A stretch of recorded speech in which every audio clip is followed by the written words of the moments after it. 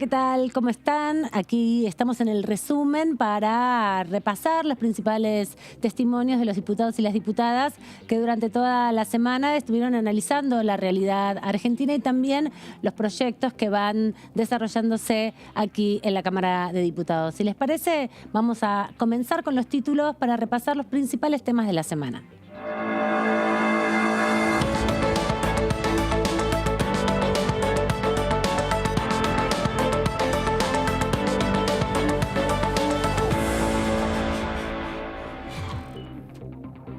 El directorio del FMI aprobó el acuerdo con la Argentina y el gobierno consiguió refinanciar los 45.000 millones de dólares.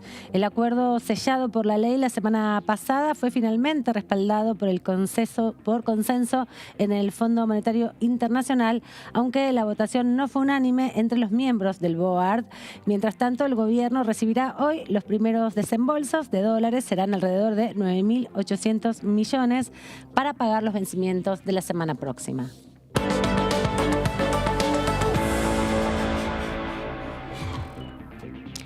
Se inauguró la muestra fotográfica Abrazar la Vida, promovida por la diputada nacional del PRO, Dina Risinovsky, la Dirección General de Cultura y el Museo de la Honorable Cámara de Diputados de la Nación.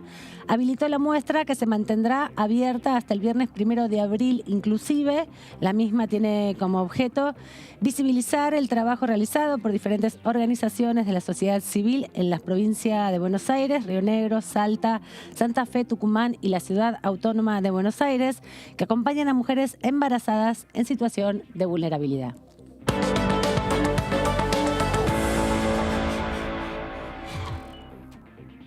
Propuesta del oficialismo para modificar la ley de alquileres. El oficialismo presentó un proyecto que propone un plan de construcción y adquisición de inmuebles destinado a la gestión pública de alquileres sociales y además gravar la vivienda ociosa. También desde la oposición hay varias iniciativas presentadas en este mismo sentido y desde el Frente de Todos adelantaron la disposición para aplicar modificaciones, pero si bien hablaron de implementar medidas urgentes, el tema todavía no fue ni siquiera incluido en sesiones extraordinarias, aunque hoy ingresó el proyecto oficial.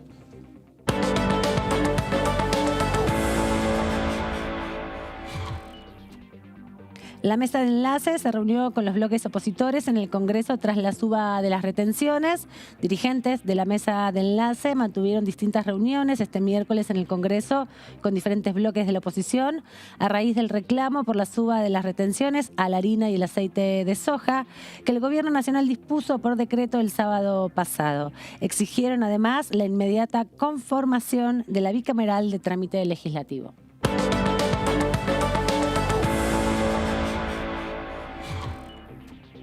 La Cámara de Diputados conforma las comisiones y ya va definiendo su agenda. El oficialismo en la Cámara de Diputados está avanzando en estos días en el armado de las comisiones que tienen que ver con la representación justamente en la conformación y comenzaron a diseñar también los principales bloques opositores una agenda de temas consensuados para debatir una sesión que podría concretarse a principios de abril.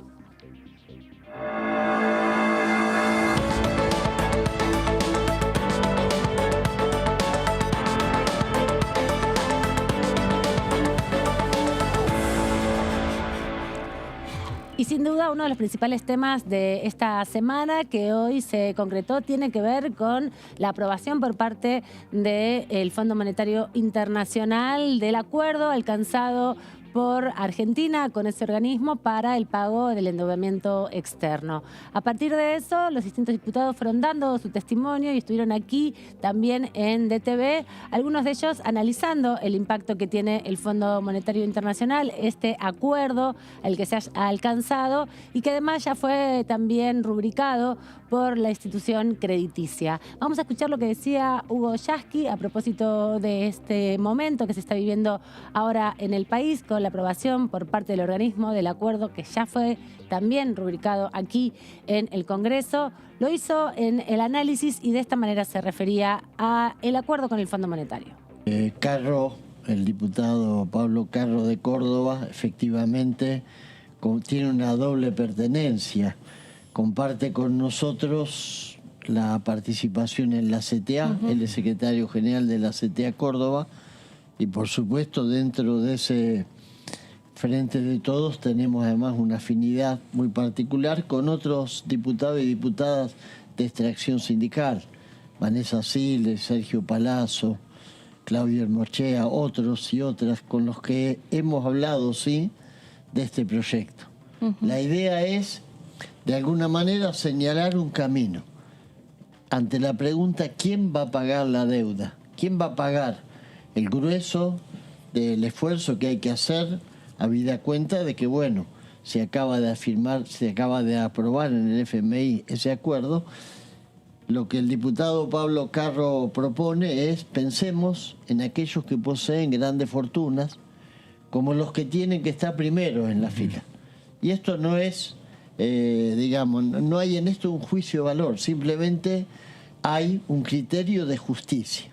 Les corresponde pagar más a los que más tienen, en términos generales, y tratándose de la deuda externa, de la que los jubilados, los maestros, los trabajadores de cualquier trabajo que sea, no obtuvieron absolutamente nada, porque es una deuda que así como llegó se fue.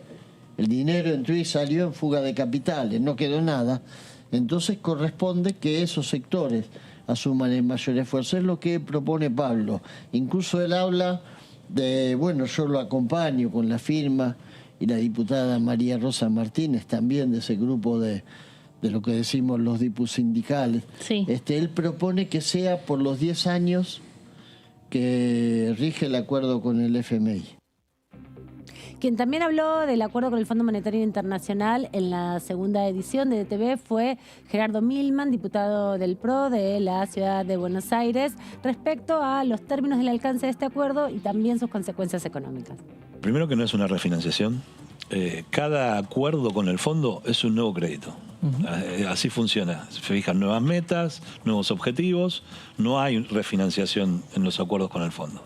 Siempre es un nuevo crédito. Y lo que ha hecho el gobierno de Alberto Fernández es pedirle al fondo un crédito, como antes lo hizo Mauricio Macri, como antes lo hizo Néstor Kirchner, con la salvedad de que envió un proyecto de ley, se convirtió en ley, y luego envió otro proyecto de ley donde quiso hacer una delegación invertida, inconstitucional, de donde se quiera ver, donde el Congreso se tenía que hacer cargo de la administración general del gobierno, que por el artículo 99 de la Constitución Nacional le corresponde al presidente de la Nación y después también de la reforma del 94 al jefe de gabinete de ministros. Esto es inconstitucional, no correspondía, y así lo resolvimos en el Congreso, dejándole al Poder Ejecutivo sus facultades y el Congreso haciéndose cargo de las suyas, que establece el artículo 76, que son tomar empréstitos internos y externos, en este caso externos, y arreglar el pago de la deuda. Son las dos facultades que tiene el Congreso, esas facultades las sigue teniendo el Congreso, y el acuerdo, que para mí es un pésimo acuerdo. Y que, ¿por qué? ¿Qué va a ocurrir en la Argentina en pocos meses? Lo dijo el secretario de Energía, no lo digo yo. Es análisis de datos, no horóscopo.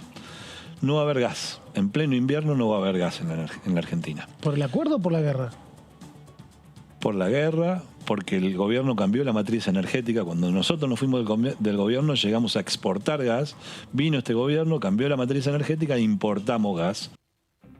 Escuchamos los testimonios de los diputados y las diputadas de las distintas fuerzas políticas que van comentando sobre la actualidad nacional. Obviamente, respecto al acuerdo con el Fondo Monetario Internacional, todos los temas económicos entran en la agenda informativa, y por eso el diputado Lucas Godoy, en la primera edición de DTV, se refirió específicamente al impacto que tiene la inflación en la economía, y también sostuvo la diferencia que existe entre los distintos sectores de la Argentina respecto al impacto que tiene la inflación en esa situación específica. Salta es una provincia turística que explica el turismo, está entre los 5 principales ingresos de la provincia.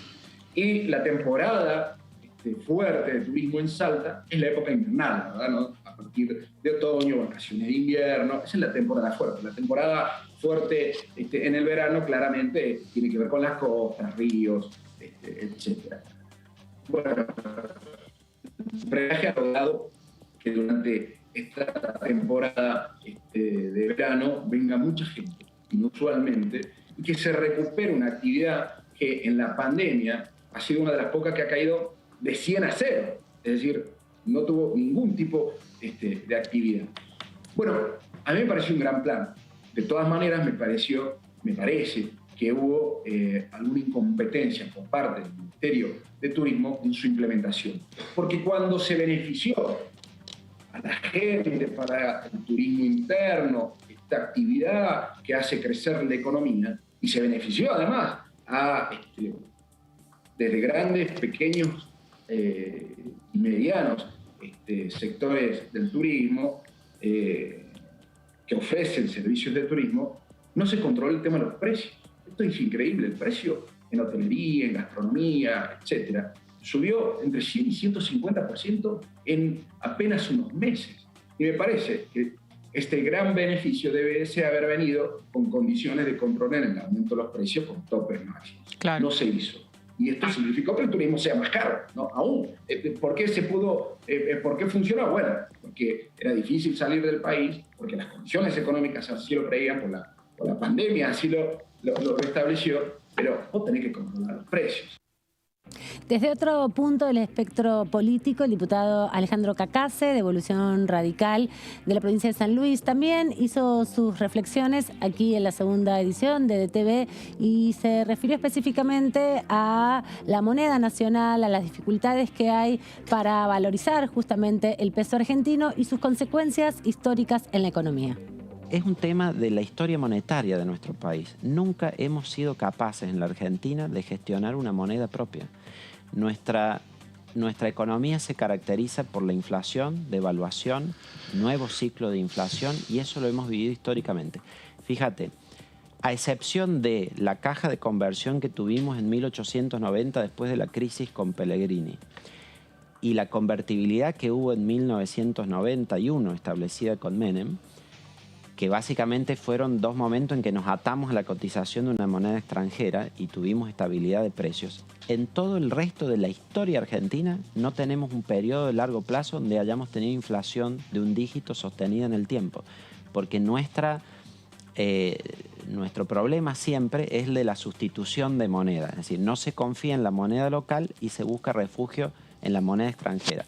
Lo que pasa hoy, que quien tiene un peso en la mano trata de convertirlo rápidamente a dólares porque solo en el dólar confía para poder preservar el valor de sus ahorros y nunca confía en que el peso o tener pesos preserve el valor de los ahorros porque se quema el papel ese en la mano y pierde valor. Eso es lo que se llama el problema de la sustitución de moneda. Entonces, al ser una economía que está dolarizada de facto de manera tan alta en sus activos y tiene este problema de la sustitución de monedas, ninguna otra medida sirve para contener los precios. Fíjense que en Argentina se ha aprobado todo.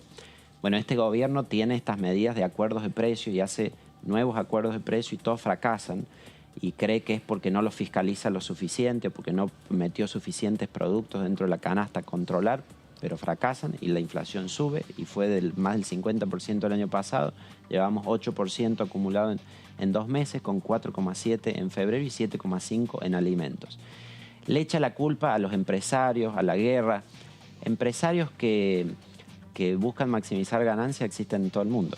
La guerra afecta a todo el mundo y los precios internacionales están en todo el mundo. Sin embargo, competidores nuestros como Brasil, Uruguay, Estados Unidos no tienen derechos de exportación y no tienen los problemas de inflación que tenemos nosotros. Desde otra perspectiva política, desde otra mirada, el diputado nacional Eber Plaza justamente se refirió desde el Frente de Todos de Mendoza a otras estrategias para bajar la inflación. Sostuvo aquí, en la segunda edición de DTV, que es fundamental la industrialización, el desarrollo, la expansión productiva para atacar la inflación. Lo hizo en la segunda edición de DTV. La inflación sabemos que es multicausal. Bueno, tenemos que ir trabajando en base a cada una de estas causas que nos hacen mal, porque la verdad es que se pierde rentabilidad, es difícil vivir, la gente le cuesta, entonces tenemos que combatirla. Pero por eso nosotros también, cada uno en el lugar que nos toque vivir y ocupar los cargos que nos toquen ocupar, tenemos que generar condiciones para que la inflación se vaya achicando. Y es por eso que también nosotros venimos en el sector productivo, que es un lugar de donde yo vengo, donde trato de poner en agenda. Siempre es bueno acompañarlo como con un proyecto que venimos trabajando ahora, que es promover la industria nacional, cosa de que no tener que estar atados a insumos dolarizados, por ejemplo. La faltante de algunos productos o algunos insumos hacia el sector productivo también contribuyen a la inflación. Entonces, si nosotros logramos que tengamos en Argentina productos que sustituyan importaciones, que generen industria nacional, que generen trabajo y que generen alimentos saludables para la mesa de los argentinos a bajos costos, creo que eso contribuye bastante con el tema de la inflación. No la va a combatir, por supuesto que no, pero al menos de nuestro lugar no nos quedamos solamente haciendo un diagnóstico económico que a veces cuesta mucho llevarlo a cabo y los resultados no se ven a corto y mediano plazo. Son proyectos que van a durar y desgraciadamente yo creo que la inflación vamos a convivir un tiempo con esta realidad y hay que irla achicando cada vez más, pero podemos ver que la inflación cada vez es más grande y bueno, y se nos pone más pesado para todos.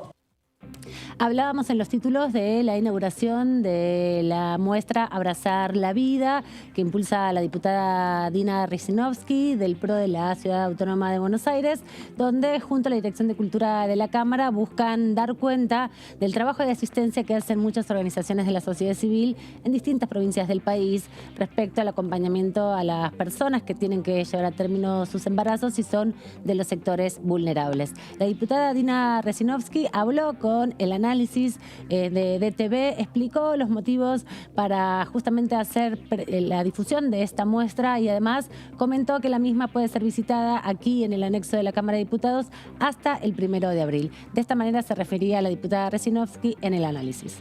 Muestra a mí me gusta decir, es un poquito de todo el trabajo que hacen distintas organizaciones, más de 400 en todo el país, en el acompañamiento a las mujeres, en el embarazo, en el parto, en el posparto y también, en el caso de algunas organizaciones, hasta que los chicos tienen 18 años. Y bueno, la consigna de abrazar la vida es esto, de apostar por la vida. La sanción de la ley hasta ahora, estas organizaciones ya vienen trabajando con más de 1.600 casos de mujeres que estaban en situación de vulnerabilidad y que decidieron continuar con su embarazo. Como bien decía hace un ratito, más de 400 organizaciones en todo el país, ya van naciendo más de 670 bebés. Y bueno, esos son un poco de los números de alguna de las organizaciones. Hay una red a nivel nacional que nuclea la mayoría, no todas están contempladas, pero esos son los números que tiene esta organización y bueno, después seguramente se sumen muchos más a partir de las distintas iniciativas que llevan adelante. El tema de regular los alquileres es uno de los temas principales de la agenda. Ya en el año pasado, las autoridades de la Cámara de Diputados habían planteado la necesidad de modificar la legislación vigente, que ha tenido un impacto negativo en el mercado inmobiliario, específicamente en el ámbito de los alquileres. En la edición de DTV han hablado también con Enrique Esteves, diputado socialista de la provincia de Santa Fe. Lo hicieron en la primera edición de DTV sobre los distintos proyectos que impulsa la oposición, además del proyecto que ingresó en el día de hoy a la Cámara de Diputados por parte del oficialismo. De esta manera se refería el diputado socialista a la necesidad de impulsar un debate para regularizar la situación de los alquileres en la Argentina. Una de las complejidades que tenemos en el debate público de nuestro país al analizar estos problemas que tenemos ya crónicos es que las posiciones que se toman siempre se dan en el marco de alguna especulación política o electoral, ¿no? Y lo cierto es que esto se basa en una idea que es más una expectativa de deseo, en que cada uno tiene la solución mágica para los problemas. Y que hay una ley o un proyecto de ley que va a venir a resolver el tema, que hay un gobierno que va a marcar un antes y un después. Y la verdad es que eso es ficción, por un lado. Por otro lado, son expectativas que se generan en la ciudadanía, que son expectativas que se transforman rápidamente en frustraciones. Y es un poco el círculo vicioso que mencionaba hace un momento. No hay ley de alquileres posible, no hay contratos o entendimiento posible entre un propietario y un inquilino cuando nosotros hace décadas que no tenemos un plan de viviendas en la Argentina y cuando tenemos una inflación galopante. Después podemos discutir los derechos del inquilino, podemos discutir el fondo de garantía, podemos discutir muchos temas en los cuales cada uno tiene una posición.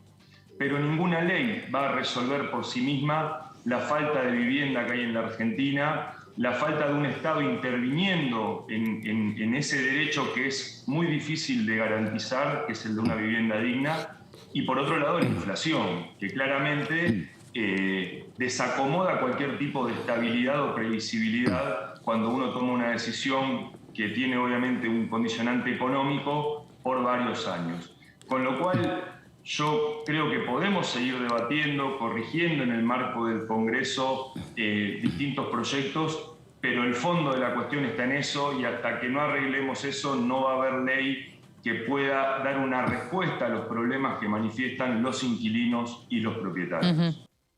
Del socialismo de Santa Fe nos vamos a otra provincia, Entre Ríos. De ahí la radical Gabriela Lena se refería también en la primera edición de TV al debate en torno a la problemática de los alquileres. De esta manera hacía referencia a la necesidad de modificar la legislación vigente.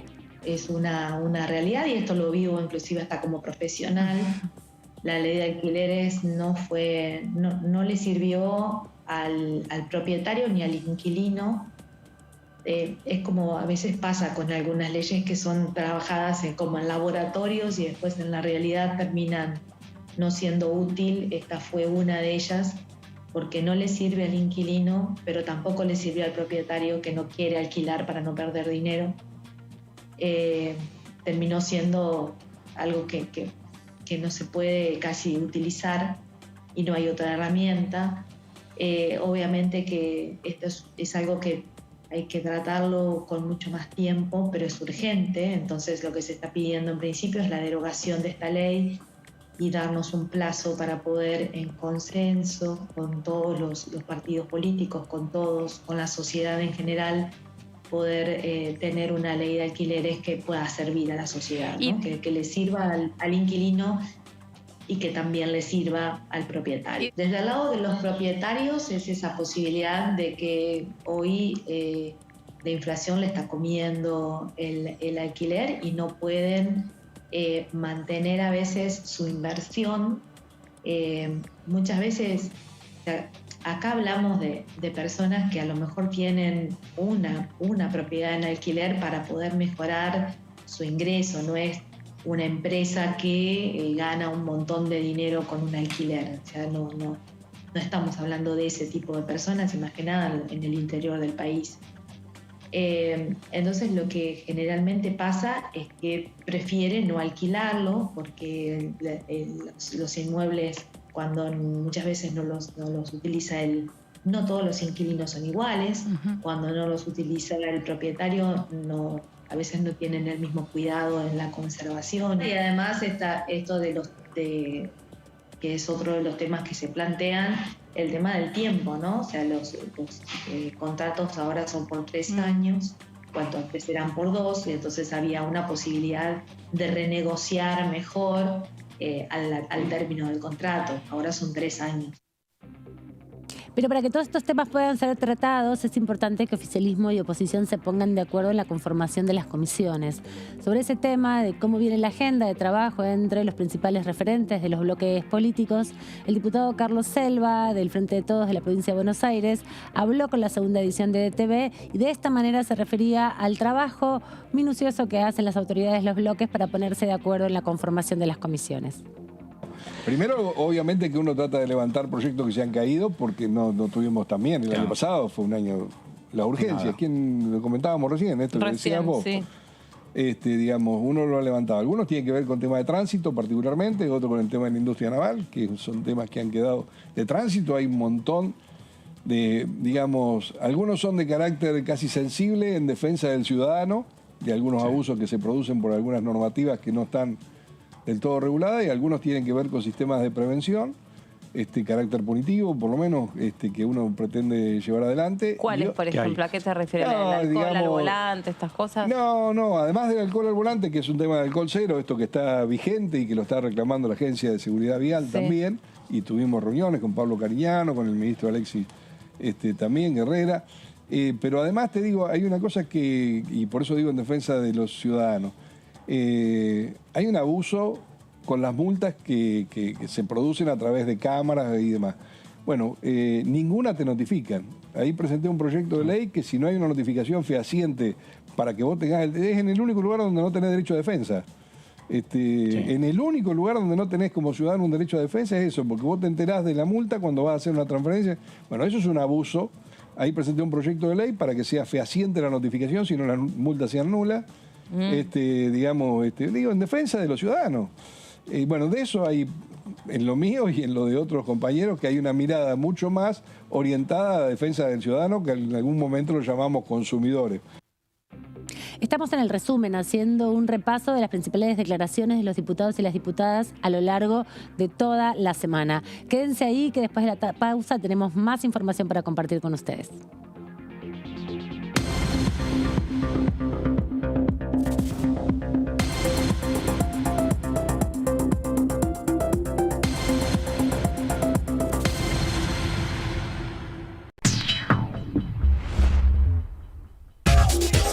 Lo que pasa en el recinto. Lo que pasa con las leyes. Lo que pasa en el Congreso. Lo que querés saber de nuestro Parlamento. Te lo contamos nosotros. Porque somos tu voz en el Congreso. DTV, el periodismo en el Congreso. Las sesiones son el espacio donde los diputados debaten proyectos de ley para su aprobación, modificación o desaprobación. En una misma sesión se pueden tratar varios proyectos de ley.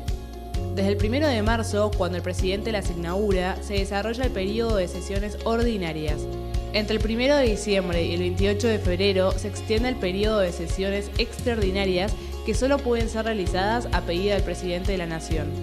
En el recinto, el bloque oficialista se dispone a la derecha del presidente de la Cámara, el bloque opositor mayoritario a la izquierda y en el centro los bloques con menos cantidad de integrantes. En el tratamiento, en general, los diputados tienen 7 minutos y los jefes de bloque entre 20 y 12 minutos conforme al número de legisladores que representen. La sesión es dirigida por el presidente de la Cámara de Diputados, que administra el uso de la palabra y las distintas instancias del funcionamiento. A la izquierda del presidente está el secretario administrativo, a la derecha el secretario parlamentario y debajo de él están los taquígrafos, que registran cada uno de los testimonios. Estamos vacunando. Cuidémonos más que nunca. Es importante ventilar correctamente los ambientes y mantener siempre 2 ventanas abiertas, al menos 5 centímetros de apertura, para generar corriente de aire en forma constante. Si viajas en transporte público, taxi o auto particular, chequea que siempre haya una ventana abierta adelante y una atrás. Sigamos practicando la cuidadanía. Ministerio de Salud. Argentina Presidencia. Lo que pasa en comisiones. Lo que pasa en las sesiones. Lo que pasa en el Congreso. Lo que querés saber de nuestro Parlamento, te lo contamos nosotros. Porque somos tu voz en el Congreso. DTV, el periodismo en el Congreso.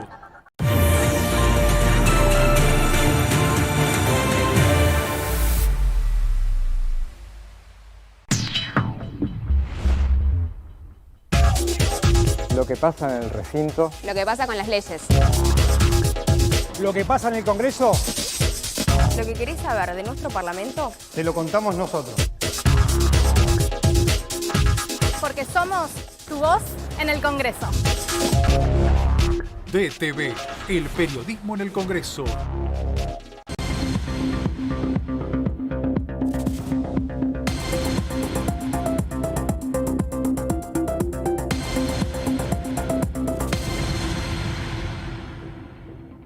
Seguimos en el resumen, justamente repasando las principales declaraciones de los diputados y diputadas de la Nación con los temas más acuciantes de la semana. Como recordábamos, este miércoles los distintos referentes de la mesa de enlace se reunieron con diputados de los bloques opositores para comentar cuáles son los temas de la agenda parlamentaria que requieren para darle respuesta a su sector. No solamente hablaron de retenciones, también hablaron de muchos otros proyectos que impulsan. El diputado oficialista Marcelo Casareto habló en la primera edición de DTV y se refirió a estas reuniones que se mantuvieron con los distintos bloques opositores durante toda la jornada del día miércoles. La queja de los que vienen las patronales del campo acá no es la queja prioritaria de la Argentina hoy. Hoy me preocupa la inflación, a mí me preocupa el poder adquisitivo del trabajador. Hubo dos medidas que fueron centrales para la Argentina. A ver, yo te escucho. Número uno, la restricción de entrada y salida de capitales de la Argentina. Sí. Número dos, la restricción de compra y venta de dólares. Sí. Entonces, ¿qué pasa en la Argentina con la mentalidad que tenemos? Se genera renta. La Argentina tiene muchos sectores que ganan mucho dinero. Mucho. ¿Qué hacen? Lo pasan una buena parte a dólar y lo sacan del país. Esto ha sido una tendencia de un gobierno al otro gobierno a lo largo del tiempo. ADN Argentina pura. Ahora, con las restricciones que ha habido, se los ha obligado a que tengan que invertir acá. Entonces, el que antes hacía eso, generaba renta, compraba dólares y lo sacaba. Eso es Macri, vos decís. La sacaba. Claro, por supuesto. Claro. Y sí. Entonces, ahí está el contraste. ¿qué hizo Macri? Le dio toda la reserva para que compren todos los dólares que quieran. Le dio, además, todo el endeudamiento que pudo tomar en el mundo para que lo sacaran. Y le dio todo el dinero del Fondo Monetario Internacional para que lo sacaran. Entonces, traían dólares, lo cambiaban a pesos, esos pesos los convertían a dólares y los sacaban. Y se agotó la reserva, el endeudamiento del Fondo Monetario para sacar el dinero. Hoy eso no ocurre. Entonces, como no ocurre, eso se invierte en la Argentina y se reinvierte en la Argentina. Y eso, el ahorro nacional que no se va y que se vuelca acá, es lo que ha hecho crecer en la Argentina un 10%.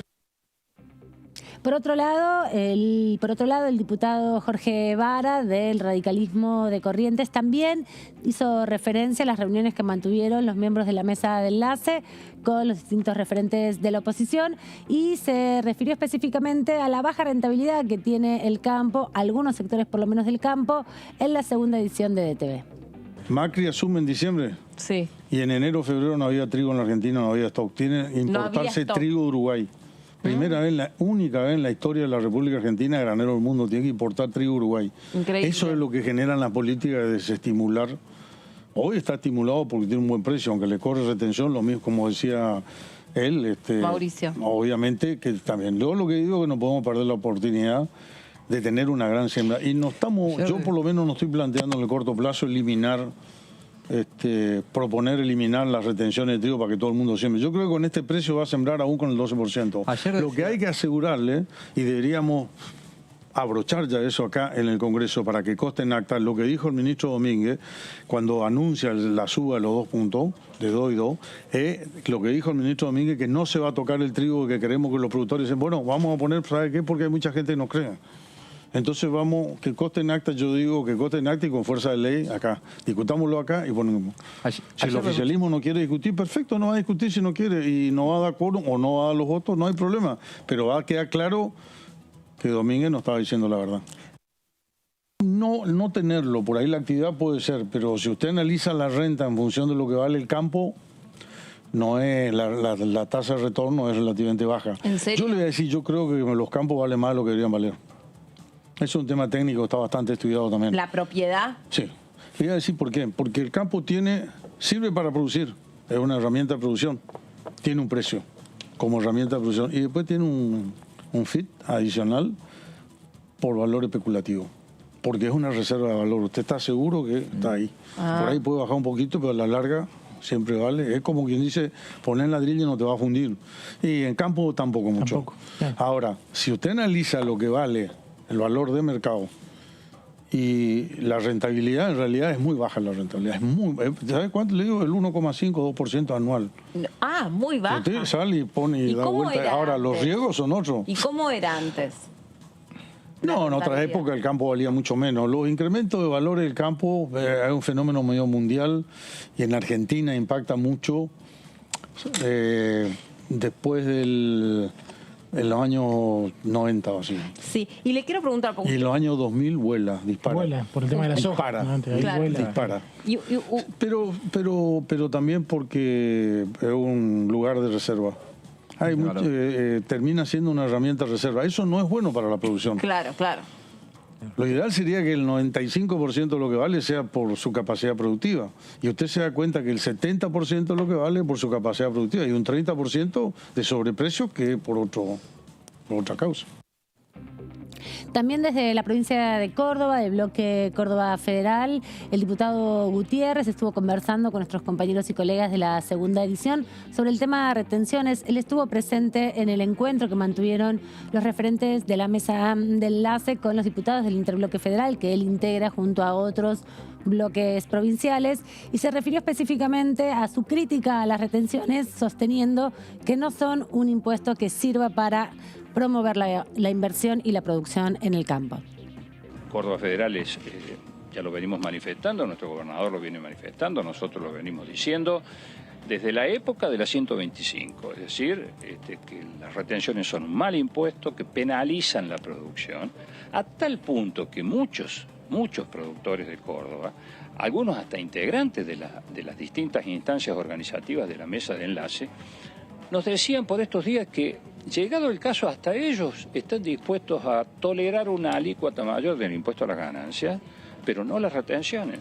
Porque las retenciones, además de ser un mal impuesto que penaliza la producción, además de no estar presente prácticamente, salvo Costa Rica, en ningún lugar de América Latina, por no decir en el mundo, tiene la injusticia de que castiga a aquel al que, por razones climáticas u otras, no le va bien, a diferencia del impuesto a las ganancias, que es progresivo, que además es coparticipable para con las provincias, y que tiene la bondad esa, precisamente, en su progresividad, de que el que gana más dinero, más paga, y el que por distintas razones puede haber tenido una mala cosecha o perder dinero, o paga menos o no paga. Diputado, lo interrumpo brevemente porque estoy aprendiendo mucho en el día de hoy de todos ustedes y también de los hombres del campo que nos están explicando un poco cuál es la realidad y qué supone hoy por hoy tener un campo con estas características.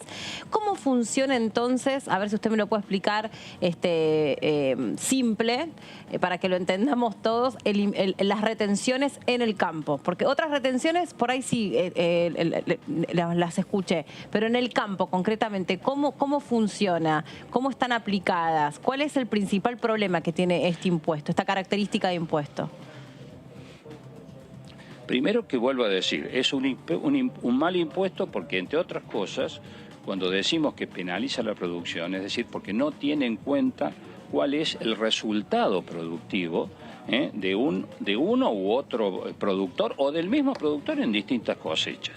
Primera cuestión. Segunda cuestión, porque las retenciones, como están planteadas, son un descuento, es decir, al precio neto que le llega al productor, que practican los sectores exportadores, y entonces el precio ese que le llega al productor, están deducidas las retenciones, pero cuando ese productor va al mercado interno a hacerse de los insumos que necesita, semilla, agroquímicos, urea, lo que sea, se encuentra con que esos precios están dolarizados, pero no al dólar oficial. Entonces allí hay un primer desfasaje que pone precisamente a los productores en desventaja, ¿no es cierto? Es decir, en la cadena, quienes cobran los impuestos y los grandes exportadores le trasladan, en definitiva le terminan trasladando ese precio que se fija por razones de que es un commodity, es decir, es un bien cuyo precio se fija en los mercados mundiales, es decir, no hay ninguna posibilidad de que el precio fijado en pizarra de Chicago sea vulnerable de alguna manera con distintas políticas comerciales. Entonces, en los commodities, esa rigidez termina impactando en el eslabón primero y más importante, no el único, pero sí el más importante, que son los productores. Por eso los productores vuelvo a decir este ejemplo que yo daba recién, que escuchaba de la propia boca de muchos de ellos. Sí.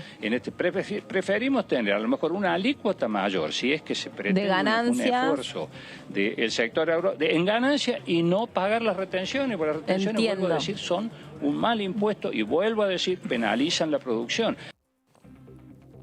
Un debate que viene desde hace muchos años ya en la Argentina, por lo menos hace 15 años venimos discutiendo las retenciones y es parte también de la agenda parlamentaria porque recordamos el miércoles, antes del feriado, estuvieron los integrantes de la mesa de enlace. Con otro de los bloques opositores que se reunieron, los referentes de la mesa de enlace fue con Avanza Libertad, con La Libertad Avanza, en verdad, el bloque de Javier Milei que conforma aquí en la Cámara de Diputados. De esta manera se refería a la relación que hay entre el dólar por el que se exporta y el dólar con el que se compran los insumos dentro de la producción agropecuaria. Vinieron a contarnos sobre la problemática que están enfrentando en el sector, donde claramente el incremento de las retenciones es un problema. Es más, las retenciones en sí mismas son un problema. Hay un problema también muy grave que tiene el sector, que tiene que ver con el tema del tipo de cambio, el desdoblamiento cambiario, porque ellos sus ingresos los perciben al tipo de cambio oficial y tienen que pagar sus insumos al tipo de cambio paralelo, lo cual, digamos, genera un problema económico enorme, sobre todo siendo que la brecha es del 100%. Tiene un problema de inestabilidad de las reglas jurídicas, porque justamente, es decir, ellos hacen la siembra y antes de cosechar, digamos, les cambia las reglas de juego. Es como que a vos pactás un trabajo, determinás qué ingresos vas a tener a fin de mes y una vez que vos ya estás trabajando te cambian y te bajan el ingreso a la mitad, lo cual es verdaderamente una situación tremendamente violenta la que sufre el sector y además está siendo fuertemente discriminado, no solo en lo económico por tener una presión fiscal en blanco de más del 60%, sino que además son víctimas de ataques recurrentemente por distintos personajes de la casta política. Por lo tanto, me parece que es una situación extremadamente delicada y obviamente también están afectados por la falta de crédito y por los efectos negativos de la inflación. Y bueno, entonces en ese contexto, digamos, nosotros hemos escuchado sus reclamos. También tienen los problemas del mercado laboral, tienen los problemas, digamos, del tema de los caminos y las distintas imposiciones que van teniendo para poder salir. Por lo tanto, verdaderamente es un milagro que el sector del campo pueda aún sobrevivir con este maltrato que recibe por parte de la política en términos de política fiscal y monetaria. Otra voz que también se sumó al debate sobre las problemáticas del campo y las demandas que este sector tiene hacia la Cámara de Diputados es Eduardo Fernández, diputado nacional del Frente de Todos de la provincia de Córdoba, que se sumó al debate desde su perspectiva y también hizo su análisis sobre estos pedidos que vienen a hacer los referentes del campo a la Cámara Baja, no solamente con las retenciones, pero claramente como ese tema principal en la agenda. Esos mismos sectores, yo le hago una observación y le contesto, esos mismos sectores son los que ante el plan estratégico y dentro de lo que los compromisos en el área económica financiera establecimos con el FMI, son los que se quejan de, por ejemplo, y ponen el grito de cielo y operan contra la actualización de los valores inmobiliarios. Son los mismos, ustedes sáquenlos de un escenario, los ponen, son los mismos. Y ahora dicen que lo quieren en ganancia. Yo también, yo digo, sanamente lo querría decir, el problema es el control, la ilusión y la evasión en nuestro país. Ah, está bien. Se pusieron en algunas épocas por una cuestión de simplificación. Creo que si hubiera un control efectivo, sí, si estuvieran dispuestos a pagar y valorizar sus propiedades según el patrimonio, porque van. Y ustedes dicen el campo. Algunos son dueños de las tierras, pero los productores son otros. Y no están los pequeños y medianos. Es un pequeño grupo que a veces hablan en nombre del campo, se sacan la camiseta, se ponen de senador y dejan sin presupuesto a la nación. Entonces hay que aclarar los roles. Igual que si yo hablar. Yo digo, pertenezco, he sido dirigente de un sector de las pequeñas y medianas empresas mucho más amplio. Entonces esa simplificación, es decir, todos los militares son malos, todos los curas son pedófilos y todos los productores del campo son santos y son los que nos dan la riqueza y los alimentos a los argentinos, es una simplificación. Es más complejo, yo no quiero entrar en eso, tengo muchos productores de campo amigos y sé del sacrificio que tienen. No en todos, tampoco esto de poner los caminos también. Ellos no votaron el presupuesto nacional. Si ustedes hubieran visto en el detalle, además hay provincias que tienen impuestos propios, como la provincia de Córdoba a nivel provincial, para caminos rurales. El que más se tendría que quejar es el productor lácteo, ¿no? Porque ustedes lo saben, que es el que diariamente, y esté como esté el tiempo, tiene que sacar la leche del tambo. De eso no se ocupan, no los escuchan nombrar. Cambiamos de tema porque la conformación de las comisiones es uno de los principales puntos de la agenda parlamentaria que los legisladores están conversando por estas horas. Recordemos que el 1 de marzo comenzó el periodo de sesiones ordinarias 140 y que se conformaron solo 2 comisiones, la de presupuesto y la de finanzas, donde pasó el debate del acuerdo con el Fondo Monetario Internacional. Al respecto de cómo viene esa discusión entre oficialismo y oposición, el presidente del bloque justamente oficialista al Frente de Todos, Germán Martínez, habló con nuestros colegas de la primera edición y dio detalles de cómo viene ese debate y la posibilidad de que la semana próxima comiencen a conformarse las comisiones. ¿Qué es lo que dice la oposición? Gané las elecciones. Dámela a mí. Necesito algunas comisiones que nos den más posibilidades de interactuar con los grandes temas que pasan con la Cámara. Entonces quieren las presidencias. Parece razonable. Quieren presidencia en algunas, no, ni siquiera del lote superior de comisiones, sino en una franja intermedia, que son comisiones que uno le podría denominar de gobierno, pero que uno puede tener la posibilidad de establecer alguna negociación. ¿Y del lote superior, diputado, cuáles son las...? Vos sabés que hay Cuéntenos algo. No, pero hay 4 o 5 comisiones que vos sabés que son en general las que tienen giro siempre. Asuntos constitucionales para determinados temas, legislación general para otros temas, presupuesto de Hacienda que ya la tenemos constituida. Hay un tema que en general no opera sobre los giros, pero es un tema importante, que son las relaciones exteriores, ¿no? Claro. Digamos, ¿no? Claro. Juicio político, digamos, ¿Qué te parece? me parece que ese es un primer lote. Después hay un segundo lote donde están educación, energía, transporte, defensa, acción social y salud, legislación penal, justicia, agricultura, industria. Ese es un segundo, ¿verdad?, que te das cuenta que son temas que tienen que ver mucho con la capacidad de gobierno y que nosotros tenemos que tener recaudos en esa negociación para ver cómo hacemos lugar al planteo de la oposición, pero no dejamos desguarnecido nuestro espacio político en la agenda parlamentaria. Es muy complejo. Muy complejo. Estoy escuchando con mucha atención. Y te quiero agregar el tercero. después están cómo conformo adentro la comisión. Las mayorías y las minorías, mayorías, ¿no? y minorías, o sea, las firmas, digamos, ¿no?, que necesito para llevar adelante. Sí. En eso, yo asumo que primero, aparte se invocan como si fueran verdades reveladas, cosas que son prácticas parlamentarias. Por ejemplo, el don por interloque. No sé qué es el don por interloque. No tengo idea. Digamos, ¿no? Tengo 17 años acá adentro.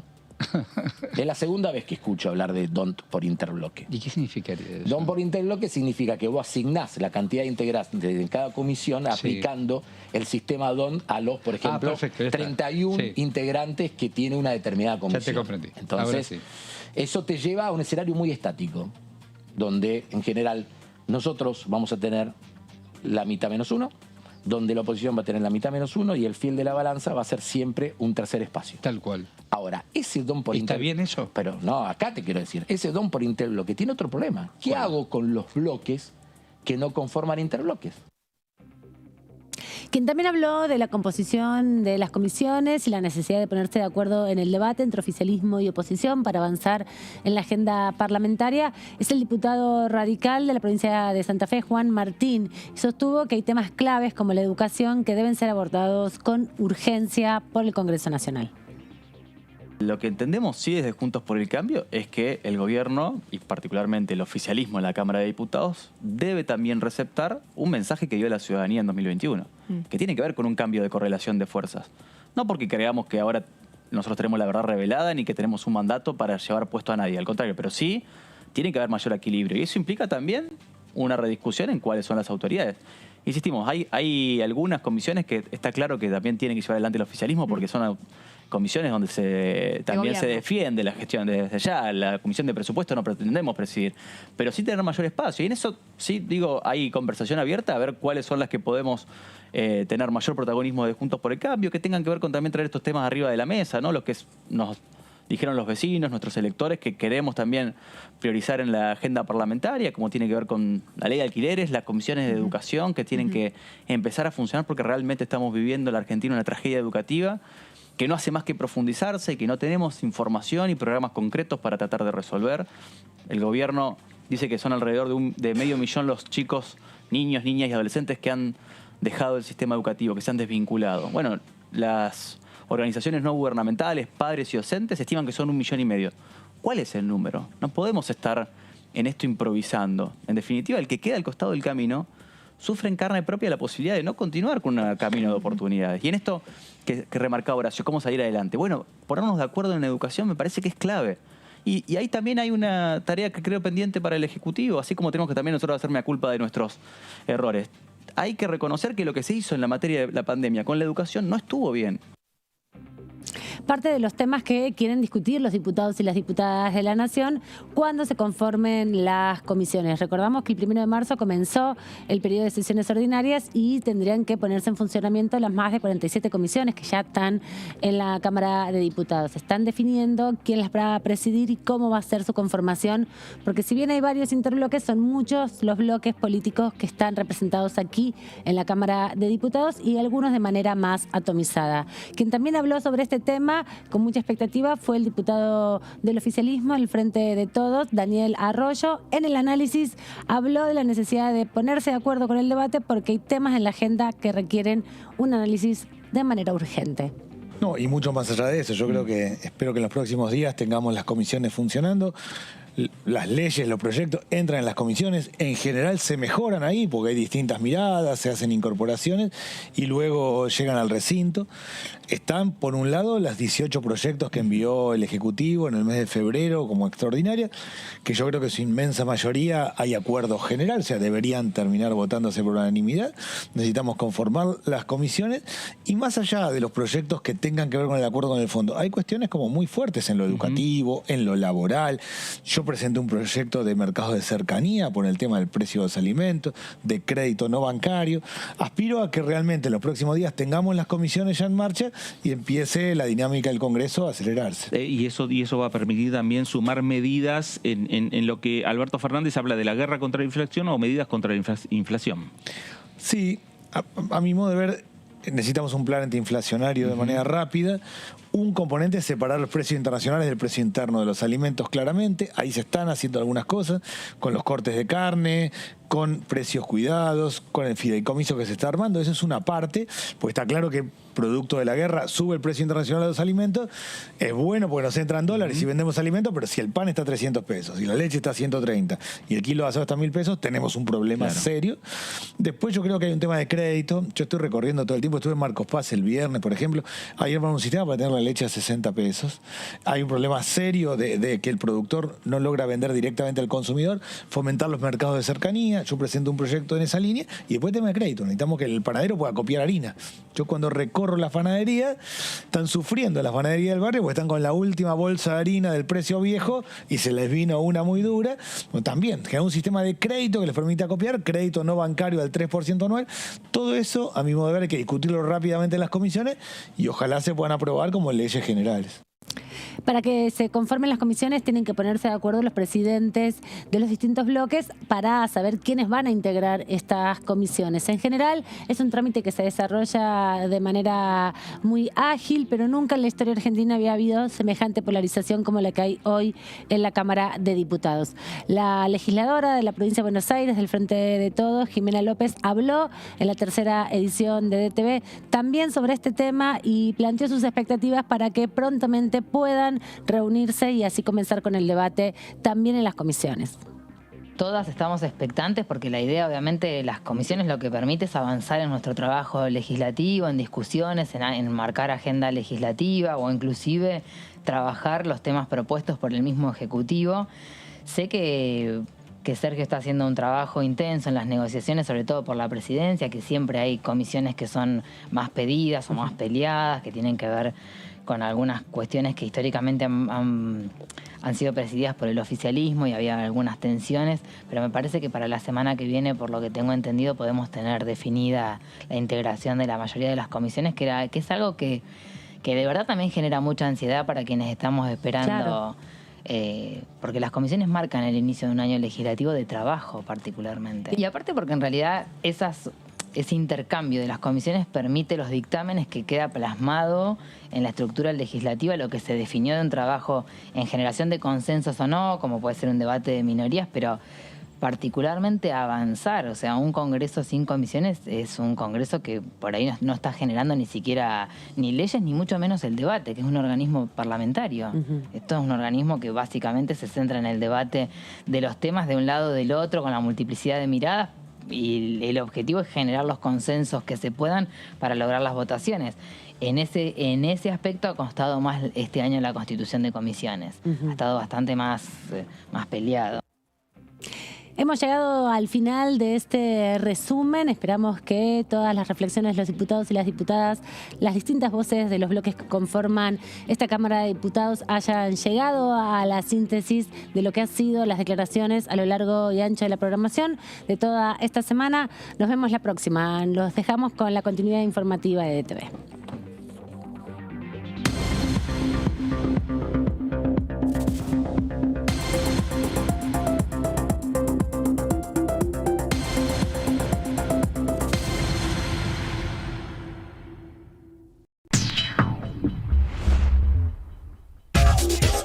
Lo que pasa en el recinto. Lo que pasa con las leyes.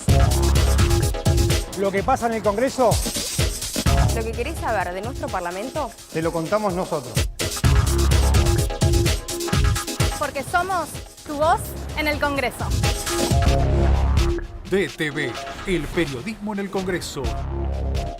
Estamos vacunando. Cuidémonos más que nunca.